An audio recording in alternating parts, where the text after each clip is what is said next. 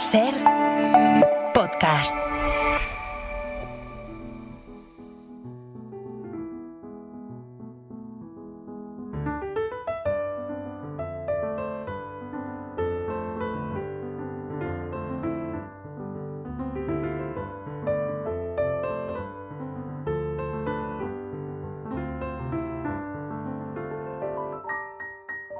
Marc Bassets, subdirector de opinión del País. ¿Cómo estás, Marc? Buenos días. Hola, Javier, ¿qué tal? Buenos días. Sabes que es el último día de programa. Tenemos tal acumulación de temas por delante que casi mejor vamos a empezar deprisa, que tenemos invitados esperando, ¿vale? Muy bien.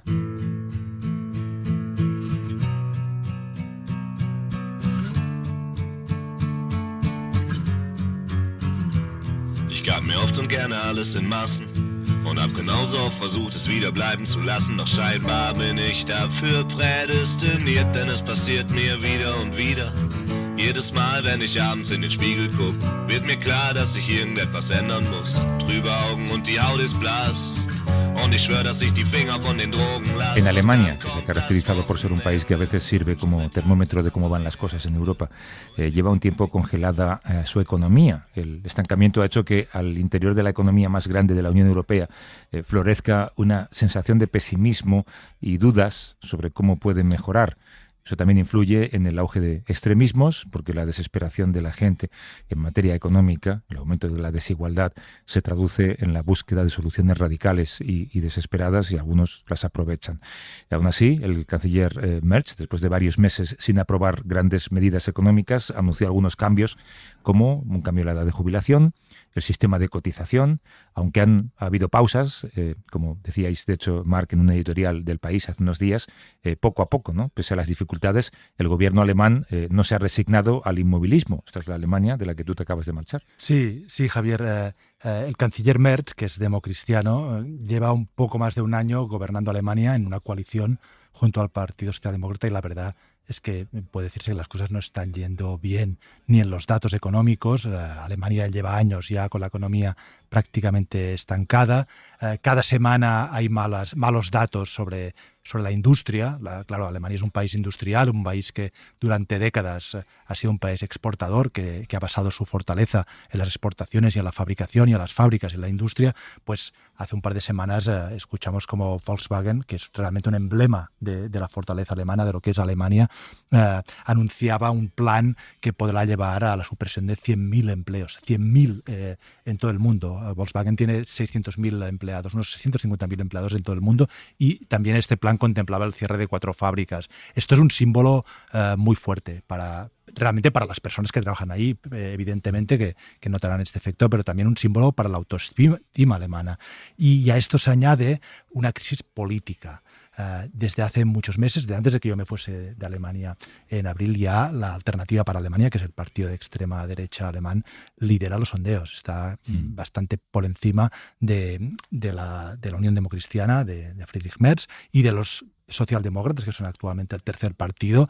Pueden ganar y entrar en gobiernos en las elecciones regionales que hay en el este de Alemania en septiembre. Y si hoy se celebrasen unas elecciones en Alemania, ganaría la extrema derecha. Claro, esto yo lo digo y me cuesta, tengo que repetírmelo 4 veces porque es Alemania. Sí. Bueno, porque esto es en todos los países europeos, pero es que Alemania, además, esta extrema derecha tiene un peso por la historia, y además es un partido, yo diría, más radical que otros, más radical que Le Pen, por ejemplo. Y todo esto, bueno, hace un año que hay un gobierno, y un gobierno que había hecho poca cosa, que había estado como paralizado y no había conseguido reaccionar ni tomar medidas. Han presentado un plan de reformas que podrá ser más o menos discutible, pero al menos ha mostrado que la coalición, que los partidos, por llamarlos de alguna manera, moderados, que es esta coalición que va del centro izquierda a la derecha moderada, puede gobernar. Está por ver si esto tendrá realmente efectos, y si tendrá efectos también en los sondeos y en la popularidad de los partidos más moderados.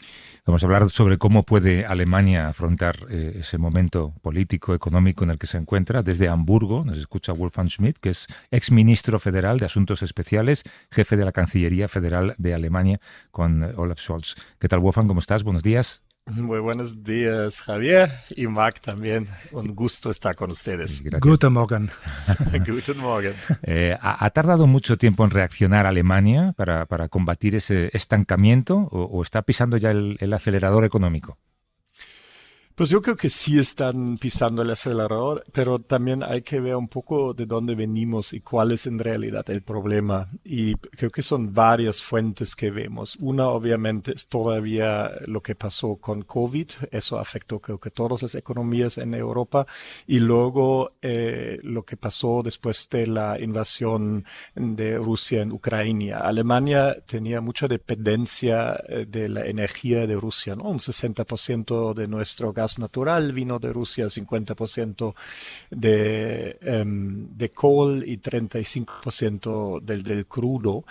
Y eso tenía obviamente un impacto a una industria que tiene mucha dependencia de energía y también, y eso es el tercer elemento, está basada en la exportación, como Mark dijo. Y ya con lo que se llama deglobalización o el choque China o el segundo choque China, ya esa orientación a la exportación también está bajo bastante estrés. Y todas esas cosas juntas han llegado a una situación que el crecimiento económico alemán es bastante frágil y ya la guerra de Estados Unidos y Israel contra Irán ha añadido a esa situación. Wolfgang, la popularidad de Merz es muy baja. Es uno de los cancilleres, si no el canciller quizá más impopular desde que se hacen estos sondeos. El SPD, el Partido Socialdemócrata, que es tu partido, está en una situación también crítica. ¿Cómo pueden estos partidos combatir a la extrema derecha, que hoy es el primer partido en Alemania? Pues obviamente es muy complejo y no hay una respuesta muy fácil. Yo creo que, y eso es una gran diferencia a España, tenemos una situación en que partidos que en realidad son bastante diferentes, están forzados a formar coaliciones juntos, ¿no? Imagínense que el PSOE y el PP tendrían que gobernar juntos. Y esa situación que partidos que tienen ideas muy distintas a las cuestiones muy fundamentales, por ejemplo, qué es un sistema de impuestos justos o qué tamaño debe tener el Estado social, cuál es el papel del Estado, pero también el endeudamiento público, ya tienen que buscar soluciones comunes y eso obviamente en primer lugar tarda y cuesta tiempo, pero en segundo lugar también llega una sensación que están peleando todo el tiempo los partidos políticos y creo que eso añadió a esa sensación que nadie está moviendo y obviamente la ultraderecha, los populistas aprovechan de una situación así y también que ¿no? la situación económica no está bien, los salarios reales no han crecido desde 2019, la guerra en Ucrania, el apoyo de Alemania, ya estamos como el número 1 en apoyo económico y militar a Ucrania, todo eso son cosas que mucha gente, especialmente en el este del país, no les gusta y hay un partido que expresa esa frustración y eso es esta alternativa, llamada alternativa por Alemania. Te voy a pedir casi una reflexión más personal y es cómo pesa en la conciencia de un alemán y de Alemania este titular que podemos leer en el futuro, ¿no? Que la extrema derecha puede ganar unas elecciones. Pues obviamente es algo que a mí me preocupa y a mucha gente preocupa y hemos visto ese desarrollo ya desde hace varios años. No estoy diciendo que nos estamos acostumbrando a la idea y todavía es un choque. Pero es una realidad que vemos también en muchos países de Europa, como en ese sentido casi puedes decir que es una normalización del sistema político que vemos ahora en Alemania. ¿Es inevitable? A veces tenemos la sensación de que es un proceso histórico que avanzan y que es un fenómeno imparable. O para preguntarlo de otra manera, ¿cómo se puede evitar esto? Pues si tendría la respuesta a esa, obviamente estuviera ya dando clases por todo el mundo, porque eso sí es un fenómeno por todos lados, pero hemos visto en Hungría, hemos visto en Polonia hace algunos años, que no es inevitable. Yo creo que son varias facetas, ¿no? Una es la economía, ¿no? Como digo, que los salarios reales no han crecido. Eso es algo que las empresas, que la economía puede hacer, también la política puede ayudar. Por eso el paquete de reformas que los líderes de los partidos que están gobernando ahora han acordado hace unos pocos días. Luego hay una sensación que todo va a una dirección incorrecta y falta un poco el optimismo que el futuro será mejor.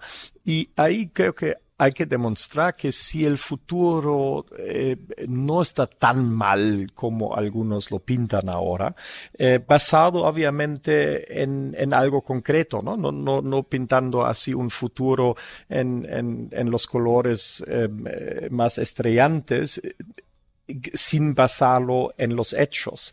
Y lo último es que mucha gente ya tiene la sensación que el Estado no está funcionando. La famosa puntualidad alemana en los ferrocarriles, por ejemplo, ¿no? Eso ya es historia. Comparado con España, con Francia, con muchos otros países, Italia incluso. Y entonces trabajando en esas cosas para demostrar que sí la política puede servir, es una cuestión, pero obviamente no es suficiente. Pues ha sido un placer, como siempre. Nos ha escuchado y nos ha explicado desde Hamburgo Wolfgang Schmidt, que es exministro federal de Asuntos Especiales y jefe de la Cancillería Federal de Alemania con Olaf Scholz. Wolfgang, un abrazo fuerte y buen verano. Igualmente y muchas gracias. Hasta luego. Gracias. Danke, Wolfgang. Danke euch.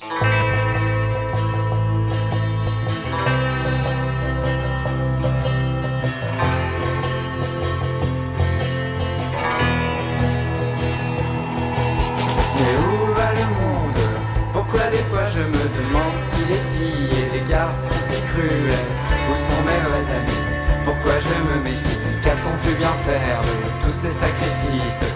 De Alemania nos vamos al país del que llegaste cuando te marchaste a Berlín. La justicia francesa rebajó la condena a Marine Le Pen por el caso de los asistentes de la Eurocámara, de la actual agrupación nacional, por el que fue condenada por malversación de fondos públicos desviados en millones de euros.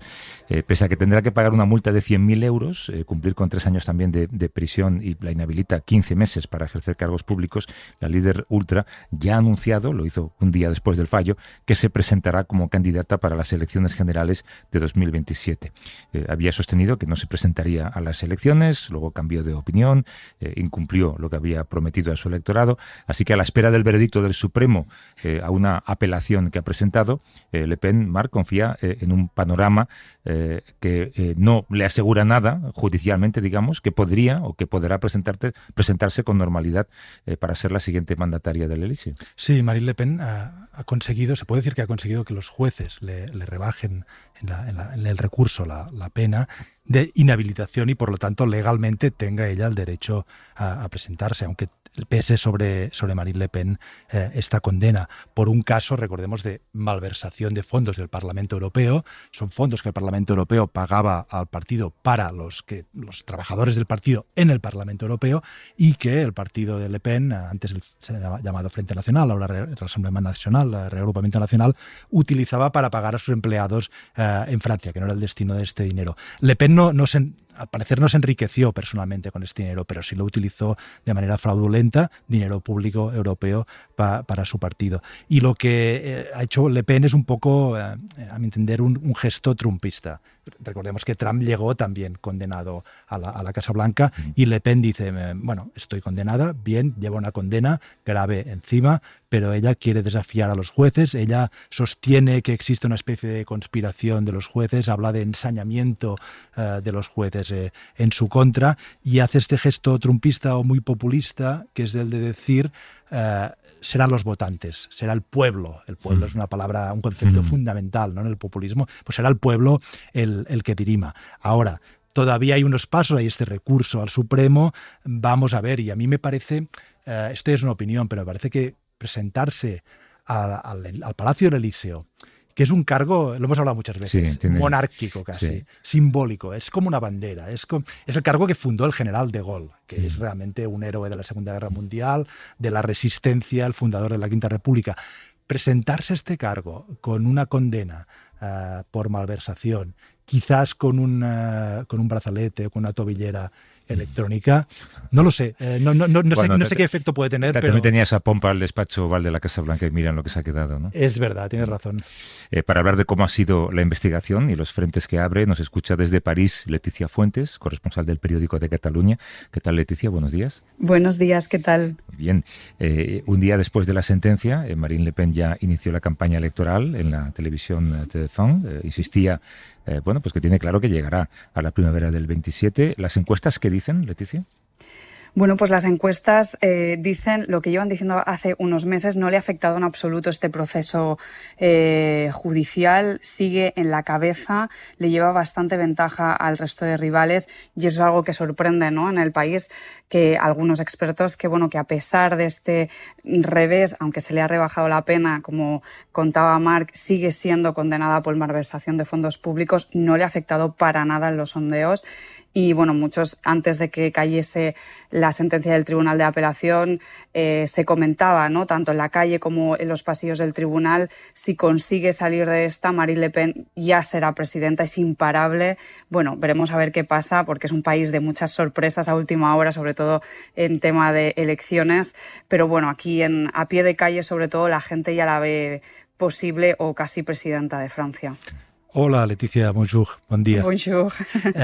¿Tú crees que los votantes franceses, después de la condena y una vez la digieran, y quizá la vean, según cómo acabe este recurso con la tobillera electrónica, ¿tú crees que seguirán comprando el mensaje de Marine Le Pen, según el cual todo esto son los jueces que se han conjurado en contra de ella y que quieren torpedear la democracia? ¿Este mensaje sigue funcionando? Antes lo comentabas y es muy curioso. Al final ella utiliza mucho el tema de que es una herencia envenenada que recibió de su padre. Al final esta trama de los falsos asistentes parlamentarios, los investigadores sí es cierto que durante el proceso judicial lo han remarcado mucho, que esta trama no la ideó Marine Le Pen, esta trama la heredó de su padre, pero sí es cierto y remarcan sobre todo que ella la heredó, la continuó e incluso la mejoró para sacar más beneficios. Como bien comentabas, no es una trama en la que ella se haya enriquecido, es más bien una trama para sacar potencial de ese dinero para mejorar las capacidades de su partido político con dinero público europeo.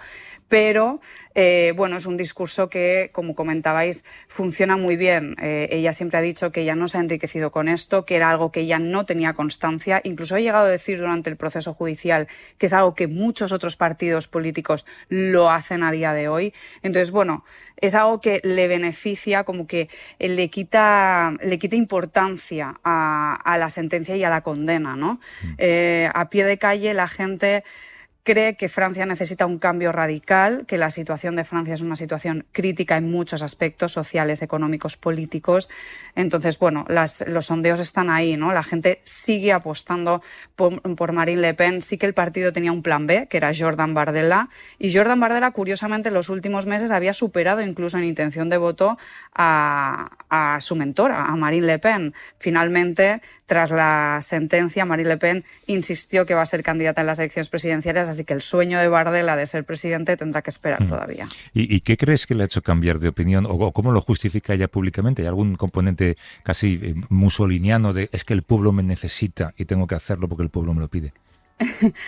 Pues tanto Marine Le Pen como su equipo legal están convencidos de que pueden ganar la batalla judicial, que por cierto no solo es judicial, sino también es contra el tiempo, porque decíamos que antes lo comentabais, que la Corte de Casación debería pronunciarse a principios de 2027 y las elecciones presidenciales son en abril de ese mismo año. Marine Le Pen cree que 2 tribunales pueden equivocarse y que a la tercera va la vencida. De hecho, es cierto que a medida que va pasando etapas la condena se va rebajando. Según ella, en caso de que este último recurso ante la Corte de Casación falle en su contra, serán ahora los franceses, los jueces, quienes libremente decidirán en las urnas. A ella se la ve muy convencida. De hecho, cuando entró en el tribunal hace unos días, antes de que el Tribunal de Apelación dictase la sentencia, se la vio muy relajada, algo que a los que estábamos allí ya nos dio algunas pistas de que quizás la condena iba a ser menor de lo que nos esperábamos, y efectivamente fue así. Ella insiste que tiene aún un comodín, que es la Corte de Casación, que es como el Supremo francés, y que irá por todas, y así lo está haciendo. ¿Qué candidato hay que pueda derrotar a Le Pen? Pues, a ver, es complejo. Está la Francia insumisa con Jean-Luc Mélenchon, también está Édouard Philippe en el centro derecha. Sin embargo, pues bueno, aquí los franceses están muy divididos, porque muchos incluso dicen que Jean-Luc Mélenchon es el extremo opuesto de Marine Le Pen, pero que sigue siendo un poco parecido, ¿no? Es radical, es el extremo opuesto. Muchos franceses opinan eso. Luego está el centro, sería Édouard Philippe. Édouard Philippe, recordemos que también tiene alguna causa de corrupción, ha sido investigado por un tema de la gestión del coronavirus. Está entre los favoritos, pero no consigue tener esa fuerza tan imparable que tiene el partido de Marine Le Pen. Pero como decíamos, al final Francia siempre sorprende. Por ejemplo, en las elecciones municipales pasadas, aquí en París todo el mundo daba como ganadora a Rachida Dati, y en la segunda vuelta tuvimos un sorpresón. Acabó ganando de nuevo el socialismo. Así que bueno, este país es un país de sorpresas. Desde París nos ha atendido Leticia Fuentes, que es corresponsal del periódico de Cataluña en Francia. Leticia, un placer y muchas gracias. Muchísimas gracias a vosotros. Hasta luego, un abrazo. Marc, aguanta un momento que tenemos una pausa y, aunque cueste creerlo, vamos a hablar de fútbol, ¿vale? Muy bien.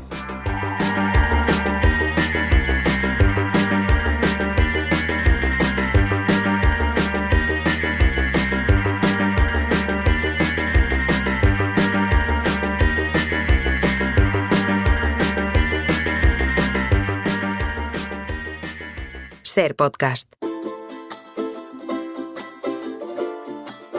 À ceux qui n'en ont pas, à ceux qui n'en ont pas, Rosa, Rosa, quand on fout le bordel tu nettoies, et toi, Albert, quand on trinque tu ramasses les verres, Céline, Bataire, toi tu te prends des vestes au vestiaire, Arlette, arrête. En este último día de la temporada radiofónica, Marc, no sé si preguntarte con qué equipo vas en el Mundial, o lo que es más complejo, con qué equipo van tus hijos. Uy, muy buena pregunta. ¿Con qué equipo voy? Mira, esto es como a quién votas, ¿no? Voto secreto. No. No, te lo puedes imaginar. ¿A quién quieres más? ¿A papá o a mamá? ¿No? Francia, Alemania, Estados Unidos ya no, porque sé que... Te lo puedes imaginar. No, tengo dos hijos, ya sabes que un chico y una chica que han vivido en muchos países, que han estado en Francia, en otros. Uno va con España y el otro con Francia. No vamos a identificarlos, ¿vale? Para que no reciban mensajes por redes sociales. El Mundial de Fútbol supuestamente permite a los países que se clasifican a competir de forma deportiva, pero muchas veces en los distintos partidos hemos podido ver en estas últimas semanas que el enfrentamiento excede lo futbolístico, a veces pasa a lo político, pasa al insulto. También hay muestras de orgullo y solidaridad por parte de los equipos pequeños que llevaban tiempo sin clasificarse, o que no lo habían hecho nunca, o que de repente están ganando partidos y son lugares pequeños. Pero también ha habido prácticas de insultos racistas. El racismo no es nuevo, mucho menos en el fútbol, pero el Mundial permite a quienes no siguen en otros momentos el fútbol, pues poner una buena lupa en lo que significan estas actitudes tan deplorables, ¿no? No solamente entre distintas nacionalidades, también entre conciudadanos, que no ven como propios a veces a jugadores por el origen, o por su color de piel, o por sus creencias. Olvidan que la diversidad de la población, por definición, tiene que ser la norma, no algo extraño de lo que burlarse. La FIFA ha detectado durante la primera fase del Mundial más de 89.000 comentarios ofensivos en redes. Y de esos 89.000, al menos 9.000 eran racistas, Marc. Sí, el deporte y el fútbol y el mundial especialmente, ahí se proyectan todos los problemas, las disfunciones de la sociedad y evidentemente el racismo también. ¿Recuerdas que la semana pasada hablábamos de los disturbios y las persecuciones racistas en Sudáfrica, ¿no? De sudafricanos que contra otros africanos que eran inmigrantes les querían... Y el simbolismo que tenía en un país como ese, ¿no? Y el simbolismo que tenía. Pues leí precisamente en el Financial Times que cuando Sudáfrica todavía estaba en el mundial, todo el resto de África iba contra Sudáfrica debido a esto, ¿no? Y eso es un ejemplo de que el fútbol es un tópico lo que voy a decir, pero el fútbol es mucho más evidentemente que fútbol. Y también hemos visto mensajes espantosos. Hace unos días una senadora de Paraguay sí, contra Mbappé, pero una cosa, bueno, ¿no? Es absolutamente racista, sí, deplorable. Sí, era una cosa incalificable. Que luego defendió, que nunca se retractó. Sí, luego Mbappé le respondió muy bien y precisamente Mbappé es uno de estos futbolistas que uno podrá estar con Francia o no estar con Francia, ser del Real Madrid, no ser del Real Madrid, gustarle Mbappé o no gustarle, pero es un futbolista que ha tomado posición muchas veces política y en estas cuestiones. Y hace no mucho, pues él dijo, por ejemplo, retomamos la conversación que teníamos hace un momento con Leticia, ¿no? Pero él dijo que le preocupaba que el partido de Marine Le Pen llegase algún día al poder y que le provocaba una inquietud. Evidentemente, el partido de Le Pen respondió. Pero es muy interesante la respuesta, porque el Frente Nacional, en la época de Jean-Marie Le Pen, del padre de Marine Le Pen, realmente había dedicado ataques racistas contra la selección francesa de fútbol, donde hay muchos futbolistas que son de padres, abuelos o bisabuelos que vienen de las antiguas colonias francesas o que son de origen inmigrante. Y Jean-Marie Le Pen les insultaba, les decía que eran falsos franceses, que ni sabían cantar la marsellesa, y siempre ha habido esta tensión. Es un ejemplo lo que pasa en Francia respecto a la relación con los bleus, con los azules, con la selección francesa. Claro, ahora este discurso ha cambiado y el discurso de Marine Le Pen y de Jordan Bardella, su delfín, ya no es por su origen. Dicen, cuando Mbappé dice espero que Marine Le Pen no sea presidenta, bueno, con otras palabras, ¿qué dice el Frente Nacional? Dice Mbappé es un multimillonario, un elitista, es decir, utilizan el lenguaje del populismo contra los millonarios, contra los ricos, desconectados. Dicen, este hombre no sabe lo que es la gente que le cuesta llegar a final de mes y no entiende al francés real. Claro, la selección francesa de fútbol es la Francia real, o es también la Francia real, que es la Francia diversa, donde Francia de la inmigración, Francia de los hijos, los nietos, los bisnietos de las colonias, y que se refleja en este equipo. Y yo creo que esto se puede decir de muchos otros equipos que reflejan también la realidad de sus países. Queríamos hablar de esto con Quindi Akeju, que es enfermera, investigadora y cofundadora de Afrocolectiva. ¿Qué tal estás, Quindi? Hola, pues bien, aquí escuchando. Oye, en este mundial han jugado más equipos, voy a entrecomillar esta palabra, más equipos periféricos, digamos, que en cualquier otro mundial. ¿Ha sido una forma de incluir a equipos que se quedaban al margen o solo una forma de lucrarse con la representación? Bueno, si te refieres como más específicamente a que, por ejemplo, sí que han habido más equipos africanos que han jugado en la Mundial, aunque no únicamente africanos, a ver, yo creo que era una cuestión de tiempo, ¿no? Muchas veces, y ya hemos visto también en este Mundial, se infravalora un montón pues el talento de las personas que no son blancas, ¿no? Que vienen de equipos y de países de territorios del sur global simplemente por ser personas racializadas. Y yo creo que es una cuestión de tiempo que pues eventualmente se empezarán a ver más equipos demostrando también todas las capacidades que tienen, ¿no? Sí, yo he detectado ahí un cierto paternalismo, por ejemplo, con Cabo Verde, ¿no? Como mira qué simpáticos que están ganando. Sí, o sea, bueno, mira qué simpáticos diciendo que vienen de una isla cuando no, es un archipiélago, ¿vale? Y luego también, o sea, no hay más que escuchar los comentarios de gente diciendo, ay, pero es que como España ha podido quedar 0-0 con Cabo Verde, como diciendo, es que Cabo Verde es un equipo, pues bueno, principiante, al que, bueno, España supera con creces, ¿no? Y para mí es una visión totalmente errónea de, pues, el potencial, ¿no? Que tenemos, pues, en este caso, en el continente africano, porque ya durante muchos años la cultura del fútbol ahí está bastante avanzada. Entonces, bueno, y más comentarios en redes, ¿no? De gente que haciendo comentarios como directamente despectivos hacia equipos africanos que hemos estado escuchando. Sí, hola, quindi aquí Marc. Quería saber si viste estas declaraciones, bueno, no sé si se puede llamar declaraciones o exabruptos o insultos de esta senadora de Paraguay contra Mbappé y qué te parecieron que en el 2026 se puedan decir estas cosas de esta manera tan, sin más. Sí, a mí lo que me parece es que, bueno, esta mujer es muy importante recalcar que tiene un poder institucional, ¿no? No es una mujer, no es una ciudadana de a pie que ha hecho estos comentarios, que también estaría totalmente mal porque son totalmente racistas y además eluden a un pasado muy doloroso, ¿no? Para las personas negras. Está eludiendo también a que es un chimpancé, ¿no? Y sabemos como todo lo que representa, no es como si le comparara con cualquier animal, sabiendo que ha habido un racismo biológico, por ejemplo, que nos ha comparado con los simios durante mucho tiempo, la animalización de las personas negras y con eso también el tema de que siempre se nos ligue como a la violencia, a ser más agresivas, a ser más primitivas, etcétera, ¿no? O sea, pero esto no es una mujer con poder institucional, ¿no? Entonces, pues obviamente tiene una responsabilidad en su rol y a eso se refiere, por ejemplo, Mbappé cuando pues le señala que pues, no es digna de pues,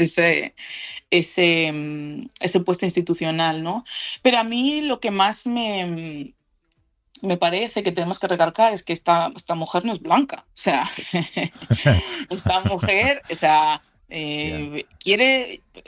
quiere ser blanca, pero no es blanca, ¿no? Y yo creo que también es muy importante recalcar de que es una mujer racializada haciendo estos comentarios despectivos y esto demuestra claramente que la blanquitud no es solo un color de piel, sino es un pensamiento, una ideología, todo un sistema, un entramado que efectivamente podemos también reproducir, ¿no? Entre poblaciones del sur y además tiene mucho que ver con el colorismo que subyuga directamente el racismo y tiene que ver con una discriminación directa hacia personas más oscuras de piel, ¿no? Y esto Fanon, por ejemplo, lo explicó en Piel Negra, Máscaras Blancas, ¿no? Como pues hay muchas personas que adoptan esta blanquitud también como lógica supremacista para poder subyugar, insultar, ¿no? A personas que están casi en el mismo estatus, ¿no? Y aparte, a mí me parece que una cosa que hay que recalcar es cómo también las instituciones han respondido, porque si bien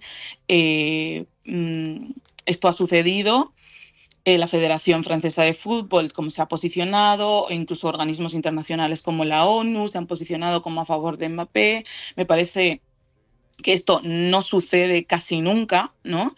Y esto no sucede casi nunca porque hay una impunidad atribuida al racismo, porque el racismo todavía no se ve como un problema que, por ejemplo, puede afectar física y psicológicamente a las personas racializadas, ¿no? En muchos países ya se ha visto también que el racismo está considerado un problema de salud pública, porque lo es, porque nos afecta en todas las áreas de nuestra vida, nos afecta en el trabajo, nos afecta en el acceso a oportunidades, nos afecta en nuestro estatus social, nos afecta incluso en nuestras relaciones interpersonales, los barrios en los que vivimos, o sea, bueno, es una cuestión totalmente estructural de la salud y obviamente tenemos que, como sociedad, ¿no?, comenzar a ver el racismo como lo que es, como un problema muy grave, ¿no?, de salud pública y, bueno, en general como un problema muy grave al que nos estamos enfrentando y sobre todo más ahora con el auge de la extrema derecha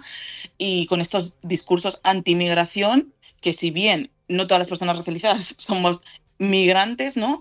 Está claro que no vamos con un banner de aquí yo he nacido aquí en la frente. O sea, la gente no distingue si una persona del norte de África o una persona negra ha nacido aquí o no. Dicen inmigrantes, pero también queriendo decir, ¿no?, que una persona no blanca, ¿no? Esto está claro. Entonces, pues hay un problema ahí muy grave y yo creo que esto es lo que evidencia lo que le ha pasado a Mbappé.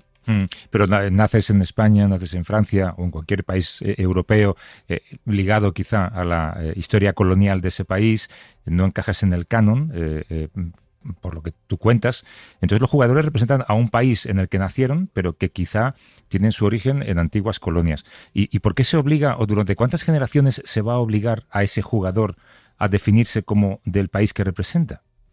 Ya, Esto se cura con el tiempo, es que no termino de entender. Esa es la eterna pregunta, pero ¿sabes qué? Es que, por ejemplo, me recuerda, ¿no? Como a cuando estaban como todo el rato preguntando ahí, ¿no? Pero es que Nico, ¿para qué juega para España? O Lamine Yamal, ¿no? Todos estos comentarios que son pues totalmente, bueno, vienen, ¿no? Desde una extranjerización, o sea, vienen de esta pregunta que nos hacen en cotidiano, ¿no? Porque lo que sucede en el fútbol no sucede porque sea fútbol, sino sucede porque ya sucede en la sociedad y eso se traslada, ¿no? Al fútbol, eso migra al fútbol. Entonces, esta eterna pregunta que a todas las personas racializadas nos han preguntado alguna vez, a casi todas, que es ¿de dónde eres? ¿No? Pero ¿de dónde eres de verdad? Y es como, ¿de dónde quieres que tú sea? O sea, ¿de dónde tú quieres que yo sea? Perdón. Entonces, es como, creo que tenemos que tirar ya por la borda esta pregunta de dónde eres realmente. O sea, el sentimiento de pertenencia es lo que determina, ¿no? U otras cosas, pues nuestras identidades. Y nosotras somos las únicas personas que las decidimos. Si yo te digo que soy de Cuenca, pues soy de Cuenca. ¿Por qué me tienes que preguntar 3000 veces o preguntarme por mi árbol genealógico completo? O sea, además que es totalmente incómodo, o sea, son cosas de mi familia que no entiendo por qué compartirlas y menos en un primer contacto, ¿no? Que muchas veces sucede eso. Pero bueno, en este caso, ¿no? Estamos hablando de gente pues que se ha criado aquí, bueno, en este caso pues Euskadi, pero también gente pues, con Lamine Yamal que se ha criado pues allí en Cataluña. No hay, ¿no? Un barómetro que mida en generaciones qué es lo que determina si eres de un sitio o no. O sea, para mí esto viene de un pensamiento totalmente racista en el que las personas racializadas no podemos ser de un territorio porque comprenden que el territorio, en este caso en el Estado español o Euskadi, es blanco. Y es una concepción totalmente errónea de la sociedad. Cuando tú vas al metro, cuando tú miras los parques, cuando tú sales de tu casa, te das cuenta de que hay una diversidad. O sea, ¿no? Entonces, es un querer que el país sea blanco, pero bueno, lo siento mucho. Y vas a perder sueños por las noches, pero no es así, ¿no? Es una extranjerización. Entonces, bueno, yo sí que voy a decir, ¿no? Que para mí lo que yo reivindico es que, porque, por ejemplo, Iñaki sí que jugó, para la selección ganesa, ¿no? Y es como, bueno, ¿qué tal si dejamos a la gente decidir con qué identidad se siente más cómoda o tampoco vamos a actuar como que jugar para un equipo u otro no responde también otros intereses? O sea, que parece que solo sea la identidad, pero también puede responder a otros intereses. Entonces, para mí es como, bueno, las personas negras, en este caso, ¿no? También tenemos derecho a elegir porque nos da la gana. Mira, yo quiero jugar para este equipo, ¿no? Y yo no veo a gente preguntando, por ejemplo, Messi, ¿no? Que juega para Argentina, tiene padres argentinos, pero sabemos que tiene orígenes de ascendencia italiana y de ascendencia española, pues nunca vamos a ver a gente diciendo, ay, Messi, ¿por qué no juega para Italia? ¿Por qué no juega para España? Esto no lo vamos a ver nunca, ¿no? Entonces, bueno, hay jugadores que tienen padres más de distintos orígenes, deciden, ¿no? Por unas razones o por otras, jugar en ciertos equipos y hay que respetarlo y ya está, ¿no? ¿Tú crees que el fútbol puede tener una función pedagógica? Es decir, pensemos en el caso de Francia. Marine Le Pen, la extrema derecha, tiene muchos votos. Millones de franceses votan a la extrema derecha. Al mismo tiempo, una gran parte de estos millones de franceses van a ser felices y a celebrarlo y a estar orgullosos de su selección si su selección gana el Mundial o en cada partido que gana. ¿No crees que en el fondo es una manera de enseñarles, mira, Francia es así, estas personas son tan franceses como ustedes, y entrar en contradicción y aprender que, bueno, la absurdidad del racismo, de estos sentimientos? Bueno, yo creo que el fútbol siempre por la popularidad que tiene, pues también como la capacidad que hay, ¿no? de juntar a la gente, de pues comenzar a reflexionar sobre ciertas cosas, ¿no? Cuando lo hizo un jugador y tal, que pues obviamente tiene un potencial grandísimo para por lo menos iniciar unas conversaciones que puedan llevar, ¿no?, a esta reflexión colectiva. Pero sí que creo que la mayor parte del trabajo está en hacer un antirracismo político, ¿no? Fuera también del fútbol, comenzar a educarnos, comenzar a leer, comenzar a ver, pero por supuesto reconozco que el fútbol inicia conversaciones muy interesantes, y en esta mundial yo creo que más que en otras, ¿no? Y que esto sí que nos ayuda bastante a contextualizar y luego como indagar un poco más, sobre todo en temas de colonialidad, geopolítica, ¿no? Como en el equipo de Congo, que han pasado como muchísimas cosas con el equipo de Congo muy interesantes, política, como por ejemplo Kylian Mbappé, cuando dijo, ¿no?, que estaba aumentando la extrema derecha y había que pararlo, ¿no?, parar el aumento, ¿no?, del pensamiento de extrema derecha en Francia, ¿no? Creo que hay muchas cosas que sí que inicia el fútbol, pero sin embargo creo que es algo que se tiene que tomar como un punto de partida para comenzar a trabajar. Exacto. Nos ha atendido desde Bilbao Quindi Akeju, que es enfermera, es investigadora y es cofundadora de Afrocolectiva. Gracias como siempre, Quindi, cuídate mucho. Muchísimas gracias, buen día. Hasta luego. Y a Marc Bassets, subdirector de opinión del País, te dejamos marchar de vacaciones. En septiembre nos escuchamos otra vez, quizá en otro formato y quizá con... bueno, ya lo contaremos en septiembre, ¿no? Muy bien, Javier. Cuídate mucho, descansa. Gracias, Javier.